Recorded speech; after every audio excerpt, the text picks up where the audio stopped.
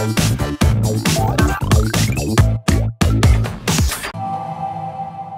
just got done seeing Dragon Age Inquisition. You can see behind me here at E3 2014. I'm going to go talk to the creative director, Mike Laidlaw. Got a few questions for him after the demo. Let's go.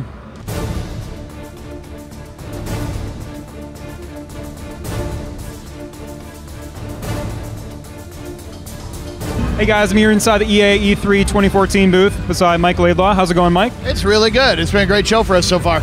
Terrific. So I just finished seeing Dragon Age Inquisition, which you guys are showing off an alpha build of. Yep. Yeah, absolutely. It's kind of a huge demo, a good 35 minutes of non-stop gameplay. Kind of fun. So I was sort of curious, like I know alpha and beta and those sort of descriptors are relative, but you guys are coming out in October, you know, but you're still describing it as an alpha. Well, basically what alpha means is 100% of the content is there, right? And so it's representative, you can play through it all, you see it all, so it's all kind of functional. When we head towards beta, what we're doing is bug stomping, right? Getting the last of the systems hooked up, anything where it's like, wait, hold on, that arc isn't firing, we got to nail that down. We don't really declare beta until we're basically at the point where we would basically ship it. So that's really where alpha lands, is when the game's all there, and now it's just a matter of polish, polish, polish. So there are some significant differences between this game and Dragon Age 1 Origins, Dragon Age 2. Just can you talk me through the thought process, like why you guys wanted to make what you're describing as the biggest Dragon Age game ever? Like why make that commitment to making it so different? Well, I think you know, so there's a lot different, a lot the same. So we kind of sat down at the beginning of the project and we looked at, essentially, I would say the big kind of shaker on this was the opportunity to work with Frostbite, right, and have that engine which could do massive jet fighter battles and tank battles and that kind of stuff. And of course the new platforms coming out, right, with their heft and their weight, so you could do the bigger sizes. So we said, okay, that could be a challenge, but it's also an opportunity. So working with Frostbite, we said, okay, what could we do? How could we do this? And so we kind of built a big list of stuff that we wanted to tackle, right? We wanted to open the world up. We wanted to let players play their own way.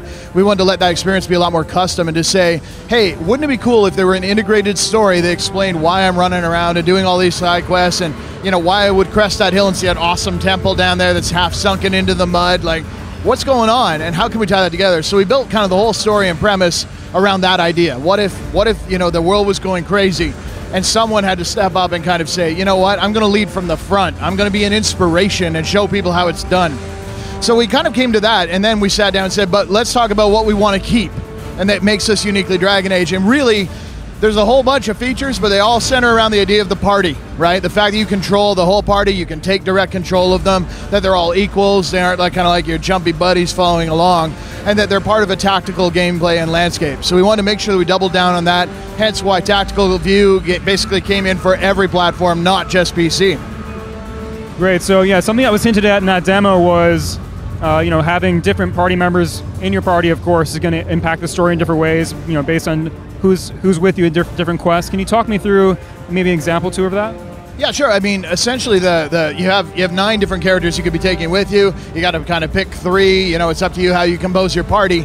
But if you come into a scenario like we showed down there, where you know a character had a relationship or was a mentor or an apprentice kind of role, which is what happened in what we showcased, that character is going to have a lot more to say. If you had a Grey Warden in your party, like Blackwall, and you were interacting with Wardens, that's going to open up a whole bunch of new options, possibly even to the point where it's almost functionally like having a persuade, right? Oh, hey, I can kind of put this plot in its ear by doing this. So we try to make sure that whenever we build a kind of plot, we say, well, okay, wait, who would really care about this? That partly leads into things like, oh, their approval and their reactions, but what we want to do is take that further and say, but their presence actually can alter it and change the flow. Got it. So, you know, with a much larger world in this case for Inquisition, I'm curious how that, you know, changes any of the fundamentals of the gameplay. I mean, it seems like there's going to be a greater emphasis on exploration, perhaps. You know, I noticed when you were running around, you can, you know, pick up herbs and other materials, perhaps for crafting. So the whole thing we've wrapped it around is the idea that you have this Inquisition that stand ready to assist, and that you're still that guy out in the field. So there's a lot of neat elements to there, where when you're out in the open world, you're kind of constantly acquiring resources, or you know, taking out enemies, closing those rifts between the worlds, so you kind of shut those down, something only the Inquisitor can do. All of those kind of feed back in, either directly or indirectly, into a system that we just call power. And power represents kind of the might and the ability to kind of flex its muscles for your Inquisition. Sometimes power will like lead you to siege castles, and that's how you want to advance the story. Other times there are scenarios where it actually requires your ambassadors and diplomats to go in and kind of grease a lot of palms, all that kind of stuff. So what we've done is had everything kind of come into this abstract pool, and power then gets spent to determine where the story goes next. While you're playing, one good example of kind of how that interacts is you run around, you're finding kind of rare materials and minerals, and you're like, oh cool, I've got a bunch of silverite. Fairly rare, you can use it to make some awesome armor or a new weapon, new sword if you want. But there's also an outstanding requisition where the Inquisition says, oh, we could use that to do the following, it would advance our cause. And suddenly you're making a choice. Do I want to make myself a new suit of armor, or do I want to help advance the Inquisition? They're both valid. Similarly, you can use money the same way. You can use, your adventures and the kills you've got the same way. It all kind of feeds back in, and you're always kind of making these decisions as you play. You guys have been making the Dragon Age series now since 2006 or 7, is that right? Yeah, right around there. How would you say RPG players' expectations have changed, if at all, in your opinion, over that amount of time? I think what I see in the genre more than anything else is an expansion in expectation, which is challenging as a content creator, but at the same time, it forces you, a challenge keeps you hungry, right? Keeps you working. So, we've seen, massive successes like Skyrim with their massive open worlds and stuff. And I mean, not that all the previous others weren't, but it really, really blew the lid off. So it makes people go, hey, there's a thing there. But when you get down to, do you just want to make a game like Skyrim? No.